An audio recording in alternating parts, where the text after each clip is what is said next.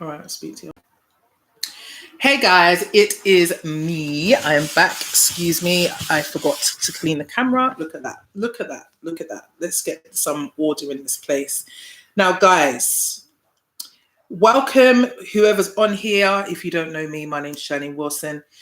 Please put your name in so that I can see who you are, where you're from, I should say. That would be very, very, very helpful. Please introduce yourself. And I just really want to get into this, guys, like honestly. Love Island, okay? So I'm not a millennial. I'm actually old and dusty. I'm just kidding, but I'm not classed as a millennial. I'm classed as a generation, whatever the one was before that. I missed it by 365 days, by the way. But the point is that I initially was not into this whole Love Island thing because I just thought to myself, this is a whole load of trash TV. Until it was brought to my attention that Cece, aka Shirley Wilson, you actually need to watch Love Island because of what you do. Okay, so for those of you who don't know, I am an emotional wholeness coach. I work with people to help them with their emotions so that they can live more wholesome lives, right? So I'm watching this, catching up, I should say, on Love Island. And everything inside of me is screaming at the TV about the dysfunction, whether that's group dysfunction, individual dysfunction, limiting beliefs, like so many different things. Please introduce yourself. Say hi, guys. I can see that you're on. Let me know who you are and where you are hailing from, please. So for me, I was just like screaming, like, can nobody see this? I mean, I'm sure people, thank you, Victor from London. Hey. But I'm just like, can people not see this? Like, what in the heck is going on? So on a surface level, yes, I believe that it's quite entertaining. It's very Big Brother-ish, and all of that. But the part for me is I started to think about people who are watching this and who can resonate with some of the situations, but then own a part of dysfunction that doesn't belong to them. Does that make sense? So it's just like, hold on a second. This person is all acting all crazy, super codependent. And somebody's just like, yeah, I feel like that too. And then you feel like that's okay. Or the emotions get triggered and then it becomes a thing for you. And then now you're walking around from day to day, week to week, thinking, I don't know what's wrong with me. But you were triggered by Love Island. So I'm going to I took some notes. Listen, I was in definite shock of this show. Hey, I mean, don't get me wrong. I understand the entertainment factor, but the amount of insecurities that I saw, and if any of you watch Love Island on here and you're on right now, please comment like what your comments are. Do you think Love Island's cool to watch? And the other person or the people, I should say, who has not introed themselves, please do. Let me know who you are. Please. I think the thing that probably stood out to me the most is how driven the show is about physicality. Now, I'm not saying that you want to be with an ugly person. I'm not saying that. Like, I'm not even, no, we're not saying that. Physical attraction is important. But from me starting the show, watching it, I'm seeing, I can't remember names, guys, so just forgive me, okay? But this guy switched out his woman 4 times. Like, he was just like, yeah, this is definitely it. Then it was just like, well, this next lady came in. Well, actually, it's this one. Then there was another one. Actually, it's this one. I just said, this guy is so, undecided. And I get it. Physical attraction is important. But when you look at it, like, really, how shallow are you, bro? Like, wagwan. Like, honestly, sorry, my little Jamaicans coming out there. But I was just very, very stunned by that. And there was the one guy who decided that he was going to stay faithful to his babe. And he was just, and for me, I thought it was quite funny because he was just like, yeah, she's the one. She's gorgeous. And like, she's a beautiful woman. But you could also tell from his language that she almost felt a part of a fantasy in him because, you know, she looks a particular way. I thought that was really interesting. And it's so concerning to me because millennials could actually get caught up in that. That is all about the image, what it looks like rather than the substance. Okay. So that was one of the first things that kind of got me like really, really, really strongly. The other one was the insecurities that I found that people had that just came up. Now, so I watched it from the beginning, okay? And the first, I saw the women come in. There was 2 ladies that came in. They looked good, quite beautiful, nice, lovely ladies. Then another woman came in who was more shapely than those other 2. And you could see from the body language, the shift. Excuse me. You could see the shift, okay? The shift that happened in, sorry guys. You could see the shift that happened. Sorry.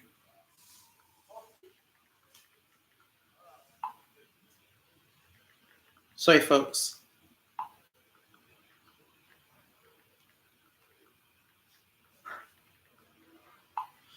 Yeah, sorry. Important message, sorry. So you could see the shift that happened in their confidence. Like their confidence levels went from a 10 to an 8. And then the more and more women came in and the more the comparison happened, you could tell that they were becoming more and more insecure. So I started to look at that and I was thinking, like, I understand it. Like I've been in, you know, when I've not been in emotionally stable places in my life before, I've kind of like seen how that is something that I've actually experienced myself.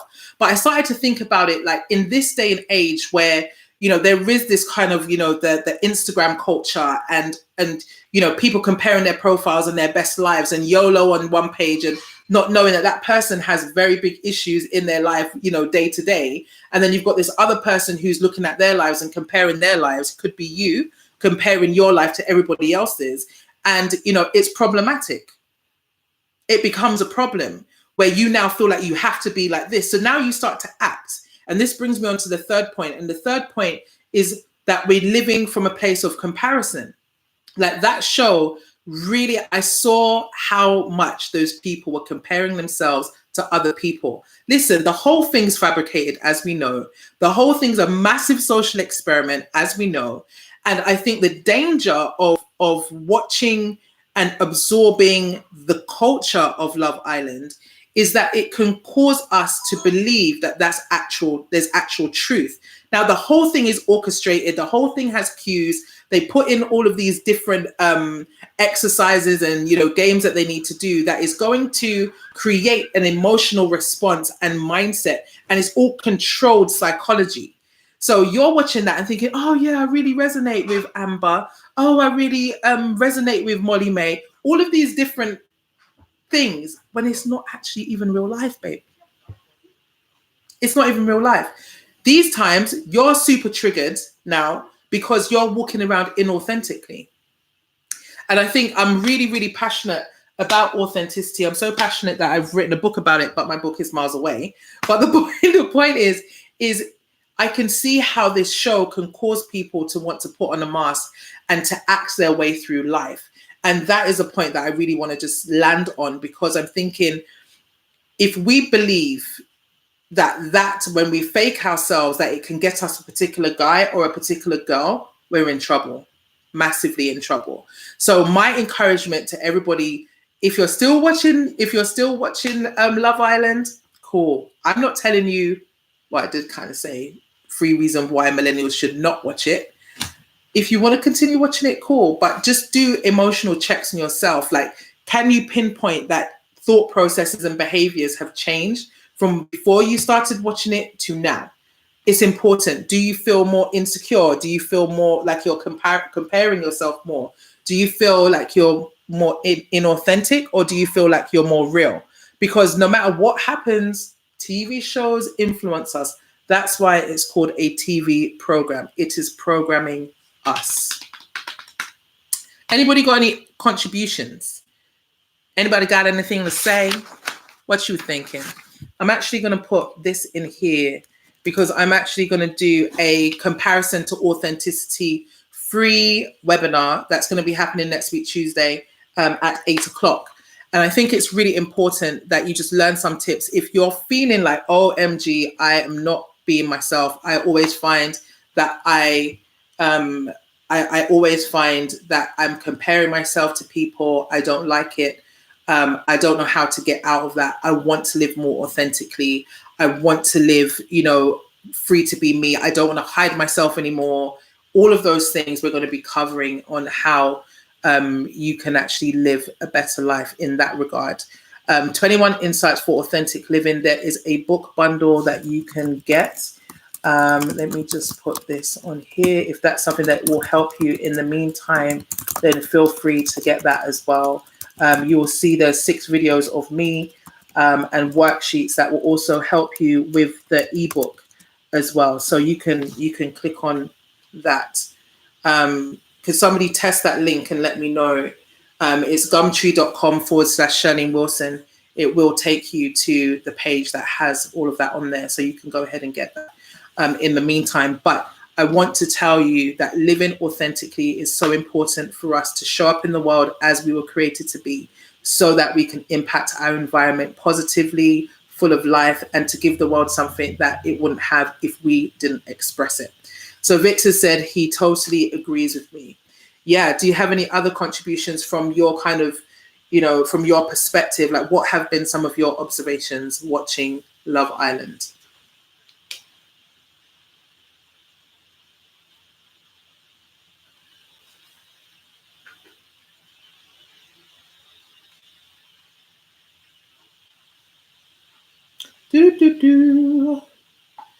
Guys, it is so hot in London right now. Like, super, super hot, let me tell you. Goodness.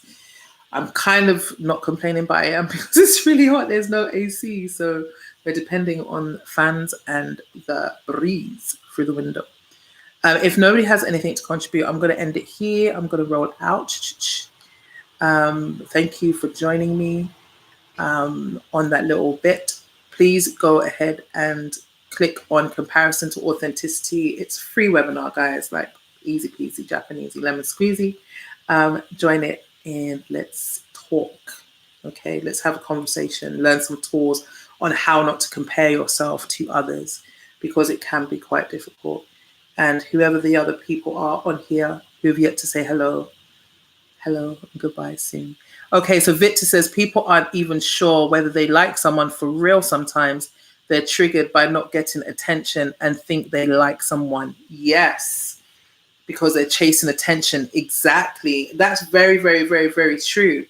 They're chasing the attention. And then, and that was something as well that I saw that was evidenced as well, that they just want to be loved. Like, oh my gosh, the clip that I saw last night, OMG, this guy practically cried because he was just like, I've never fit in anywhere before.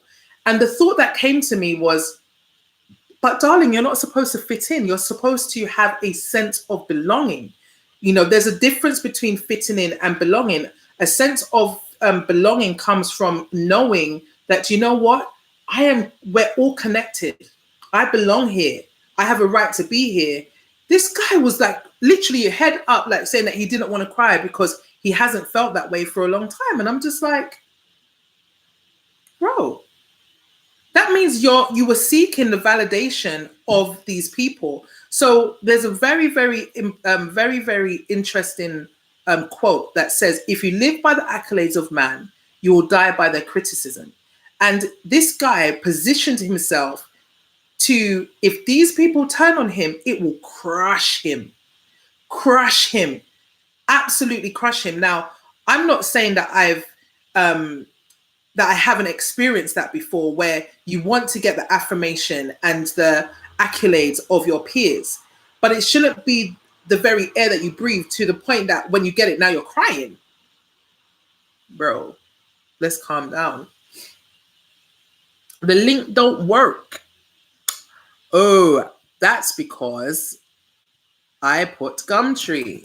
That's me working in America, or living in America. Gumroad.com. Thank you, Victor. Okie dokie. There we go.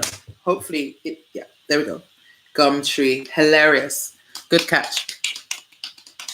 So yeah, does anybody else have anything to say before I bounce? So the key things are to not allow your insecurities to override you, and neither should they be affirmed by that show. Please, please, please, please, please, no. Make sure that you're working on, and having an insecurity is a very good indicator that there's something that's going on there with you that you need to address. Number 2, it was about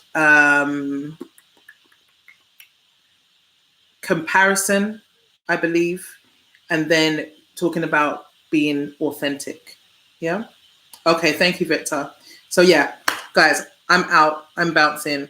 I will see you guys the next time. I may do some more of these as I'm going through the episodes, but yeah, God bless you. Thank you for joining me. Bye.